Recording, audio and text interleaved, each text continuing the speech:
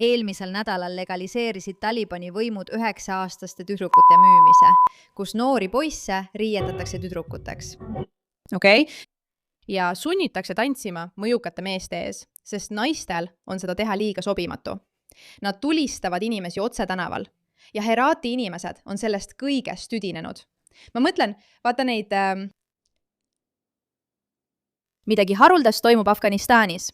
Kui sa hoolid naiste õigustest, pead sellest sündmusest teadma.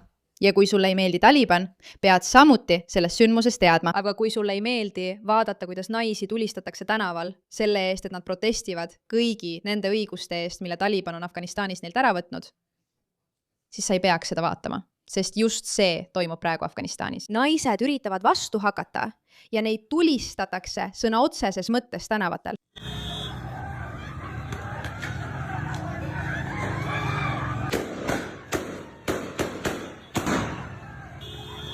Ja, see on halb, see on halb, see on halb, see on halb, see on halb, see on halb.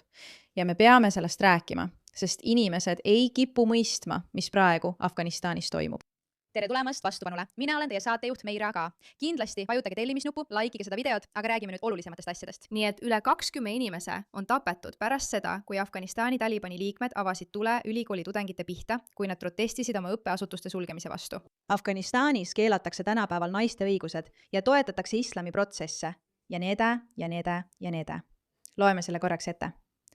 Afganistani naised on ametlikult kaotanud kõik oma õigused. Neil ei ole enam õigust käia koolis pärast 6. klassi. Nad ei tohi kodust lahkuda ilma meessoost pereliikme saateta. Ja see on aastal 2026.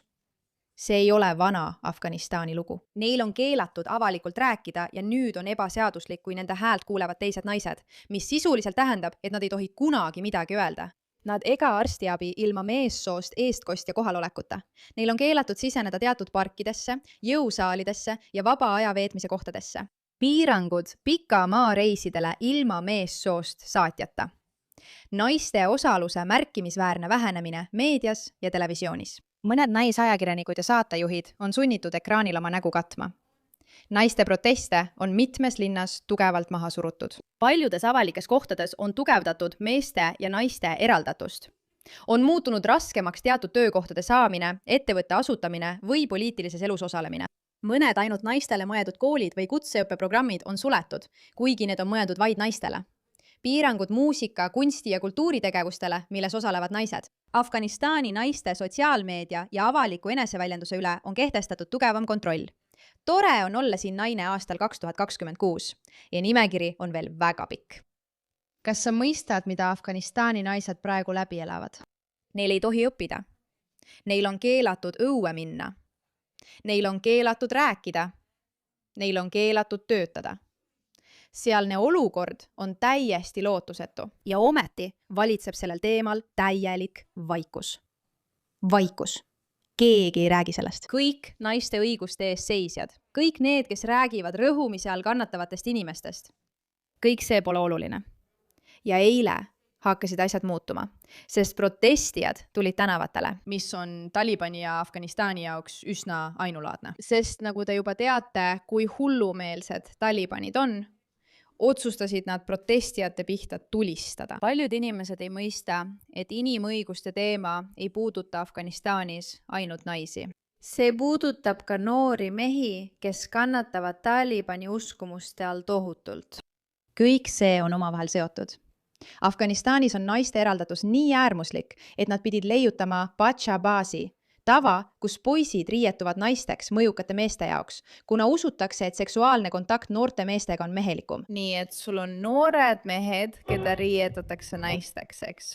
Ja sunnitakse tantsima mõjukate meeste ees, sest naistel oleks seda teha liiga sobimatu.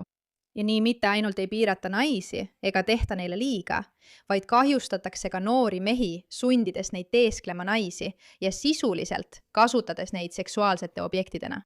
Kui sa ei hooli naistest ega meestest, siis võib-olla hoolid sa lastest. Kuulame seda. Eelmisel nädalal tegi Taliban seaduslikuks 9-aastaste tüdrukute müümise. 9-aastased tüdrukud. Ja loomulikult on Zaran Mamdani, AOC, Ilan Omar või kõik need, kes väidavad, et hoolivad väga naiste õigustest, täiesti ja täielikult vait. Mis siis tegelikult muutunud on? Eelmisel nädalal arreteeriti 3 naist, kuna nad ei katnud oma keha korralikult. Ja inimesed otsustasid selle vastu protestida. Taliban otsustas seejärel protestijaid tänaval tulistada ja alustada arreteerimisi. Siin näete osa sellest.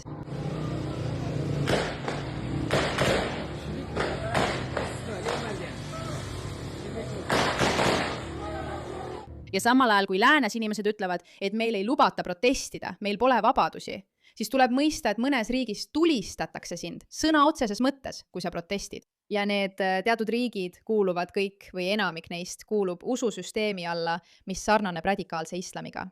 Millegi alla, mille üle me kõik peaksime endalt küsimusi küsima. Sest samal ajal, kui kõik võitlevad feministlike õiguste eest, tasub meeles pidada, et on naisi, keda tulistatakse selle eest, et nad ütlevad, et tahaksid kooli minna. Nad tahavad sõna otseses mõttes lihtsalt kooli minna.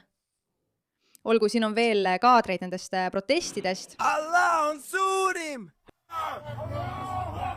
Allahu Akbar!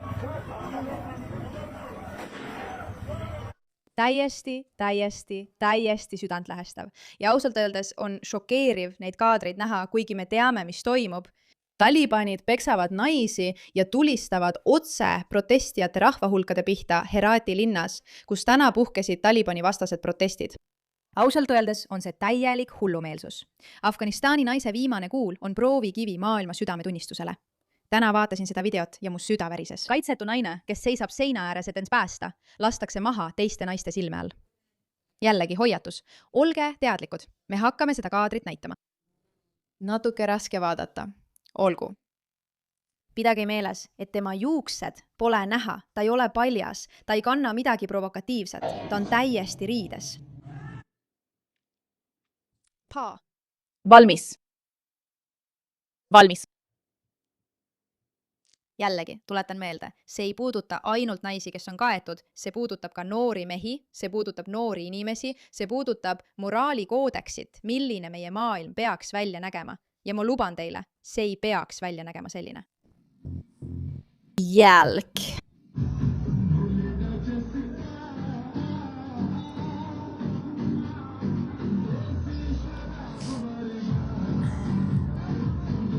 Ma mõtlen, kas me võime lihtsalt öelda. On irooniline näha, kuidas noori mehi sunnitakse riietuma naisteks, käituma seksobjektidena vanemate islamistlike meeste jaoks. See on jälk. Eriti kui näed, et läänes püütakse seda esitada just kui mingi avatud mõtlemise ideoloogiana. See ei ole nii, see on väärkohtlemine. Kellelegi ütlemine, et ta peab olema teist sugu, on väärkohtlemine. Et nende sugu ei ole sobiv, et nad peavad käituma kellegi teisena. Isegi kui nad sind usuvad, tulistavad nad sõna otseses mõttes inimeste pihta. Ja Herati inimesed on sellest tüdinenud. Nad lükkavad autot tagasi. Ja mõtlen, vaata neid. On hull mõelda, kui palju julgust neil inimestel peab olema. Tead, tänapäeval räägime julgusest kui kellestki, kes on valmis midagi internetis ütlema või kes koolis sõna võttis. Sa ei mõtle julgusest kui sellest, et sa sõna otseses mõttes marsid tänavatel nende vastu, kes võivad sulle näkku tulistada. Ja just sellega peavad nii paljud meie ühiskonna inimesed praegu silmitsi seisma. Ja kui ma ütlen meie ühiskond, siis loomulikult ei ole ma Afganistani tsiviilisik. Aga samal ajal elame me kõik aastal 2026.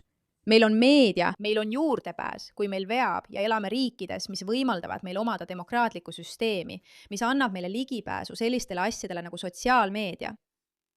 Aga tänapäeval toimub see, kus päris inimesed elavad režiimide mõrva ohu all, kui nad julgevad midagi öelda või julgevad oma naisi kaitsta. Ameerika Ühendriikide prioriteet Afganistanis on meie kodanike ja kodumaa kaitsmine. Diplomatilist edenemist ei saa olla, kui Taliban hoiab süütuid ameeriklasi kinni, eirab Afganistani rahva vajadusi, keelab Afganistani naistele nende põhiõigused ja ei täida oma terrorismivastaseid kohustusi. Huvitav, see on Ameerikast. Diplomaatilisel rindel pakub ÜRO juhitud terviklik lähenemine. Võimaliku teed edasi ja Taliban peab suhtuma sellesse tõsiselt. Uudiste välgatus.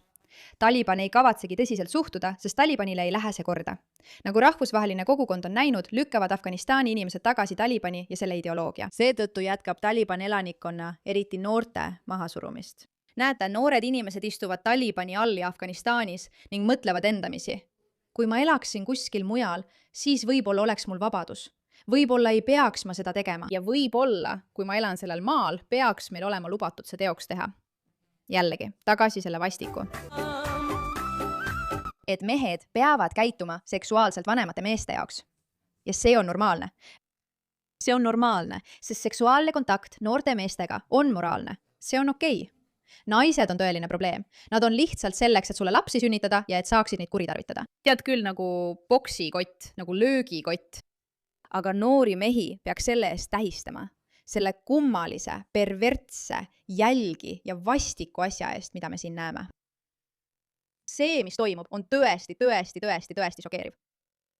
Nad arreteerivad inimesi isegi siis, kui nad järgivad riietumisreegleid. See, mis toimub, on lihtsalt vastuvõetamatu. Ja inimesed peavad sellest tegelikult teadma, sest me käime ringi arvates, et mõistame rõhumist. Me käime ringi arvates, et meil ei ole õigusi. Meil on õigused. Ja kui inimestel ei ole õigusi, peaksime meie nende eest seisma ja nende eest võitlema, sest nemad ise ei saa seda teha, kuna nende pihta tulistatakse. Aitäh, et sellele tähelepanu pöörasite.